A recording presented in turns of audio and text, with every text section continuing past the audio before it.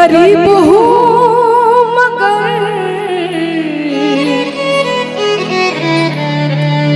महंगी शराब पीता हूँ। बाबा एक जाने के भाव लागत भैया। हाँ कैसे? ए राजा कहियो माहुर खा के मर जाई, अब पियल ना छोड़ब त कुछ कर जाई। देखी कूद फान से ही भोजपुरी के अस्तित्व नहीं खे। भोजपुरी के अस्तित्व भाव से। हाँ भाव से। बिना भाव के कोनो गीत को नहीं होखेला जी। बिना भाव के घाव ना होई। कि रौरे किरिए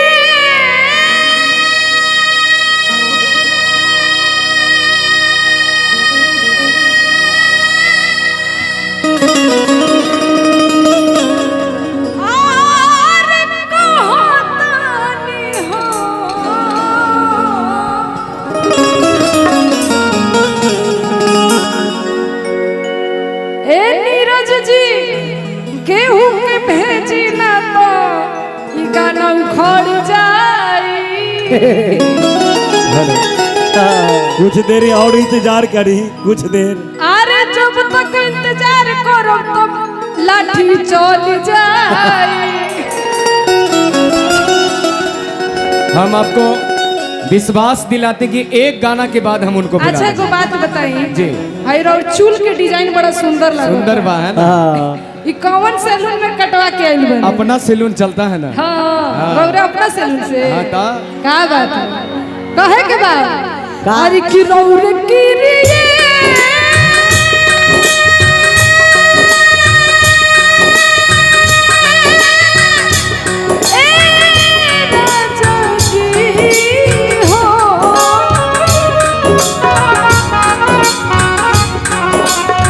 रौर किरिए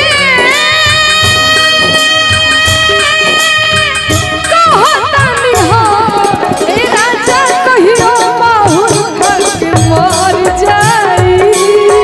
पियल ना छोड़बा त कुछो कर जाई।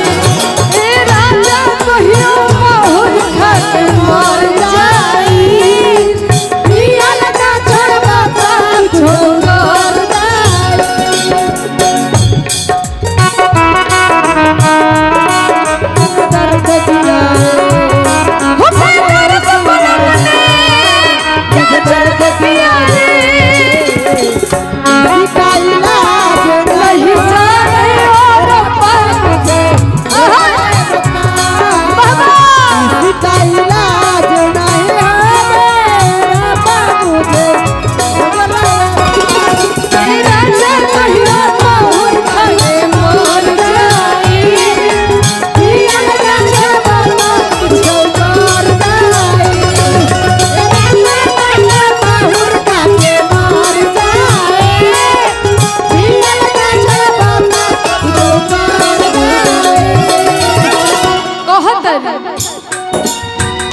हाल तुहर दिखला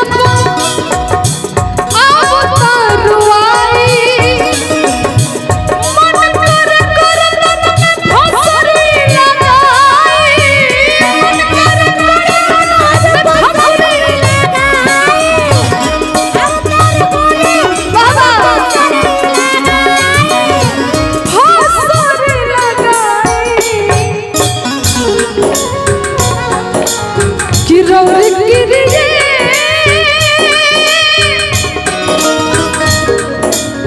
अरे कहतनी हो राजा कहियो